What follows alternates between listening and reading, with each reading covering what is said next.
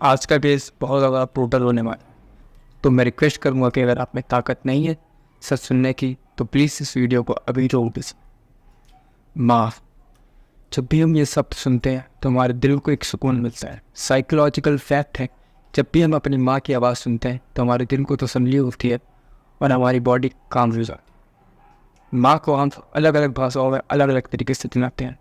कोई माँ तो कोई आई तो कोई मॉम।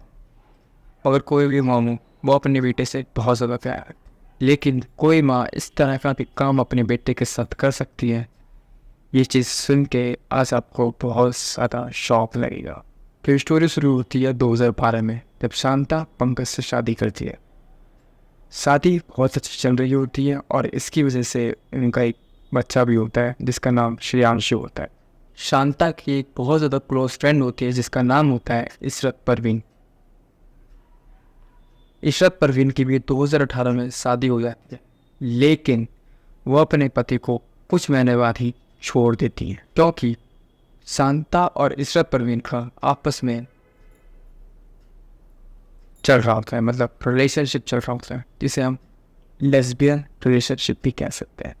तो इसी वजह से वो अपने पति को छोड़ देती है और इशरत और शांता का अफेयर उनकी शादी से पहले ही चल रहा होता है। ये बात पंकज को भी कहीं ना कहीं पता होती है, क्योंकि वो देर रात तक आपस में चैट्स करते हैं, कॉल पे बात करते हैं रात रात भर। लेकिन समाज की डर की वजह से कि लोग क्या कहेंगे, लोग क्या सोचेंगे, पंकज किसी को भी ये बात नहीं बताता है और वो ये सोचता है कि ये मेरी वाइफ किसी लड़की के साथ ही तो रिलेशनशिप में है, तो इससे क्या फ़र्क पड़ता है। लेकिन इस बात से फास्ट फॉरवर्ड श्रेयांशु अपनी लाइफ जी रहा होता है, जिसके पास एक डॉगी भी होता है जिसका नाम शैडो होता है। वो बहुत ज़्यादा अग्रेसिव डॉगी होता है, किसी भी अनजान व्यक्ति को देख के वो भौंकने लग जाता है।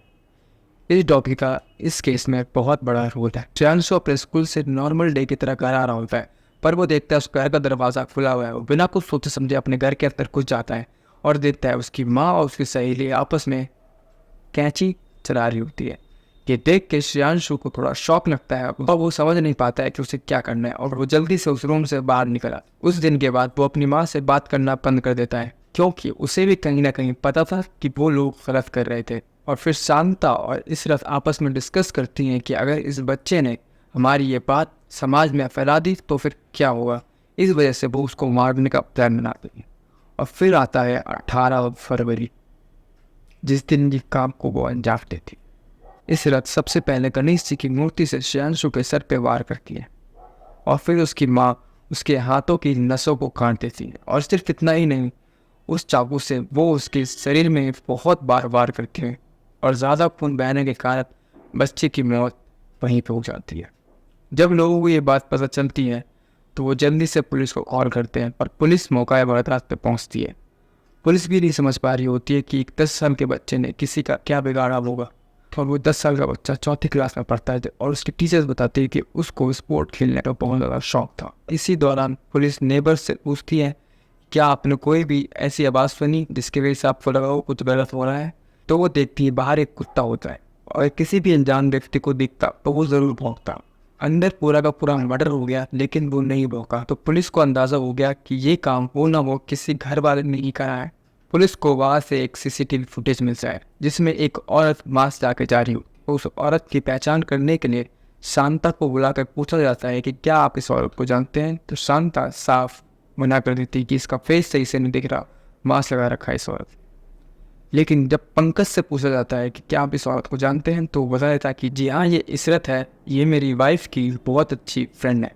तो ये सुनकर पुलिस वाले सोचते हैं कि ये उसने इसको पहचानने से क्यों मना कर दिया। और फिर पुलिस शांता से अपने तरीके से पूछती है और शांता उस चीज़ को बर्दाश्त नहीं कर पाती है और सारी चीज़ बता देती है कि कैसे वो एक दिन आपस में कैंची चला रहे थे और उनका बेटा आ जाता है और उनको देख लेता है वो सब करते हुए। फिर वो उनसे बात भी नहीं कर रहा होता है और उनको इस बात का डर होता है कि अगर इसने ये बात बाहर बोल दी तो फिर क्या हो सकता है। तो इसी वजह से हमने प्लान बनाया और प्लान बना के उस काम को अंजाम दिया। तो ये सुन के पुलिस वाले भी हैरान हो जाते हैं कि एक माँ ने अपने बच्चे के साथ ऐसा करा और सिर्फ इस रीज़न की वजह से क्योंकि वो एक लड़की के साथ रिलेशनशिप में थी। अगर आपको ये वीडियो अच्छी लगी हो तो आपको पता है कि क्या करना है, तो जल्दी से कर दो।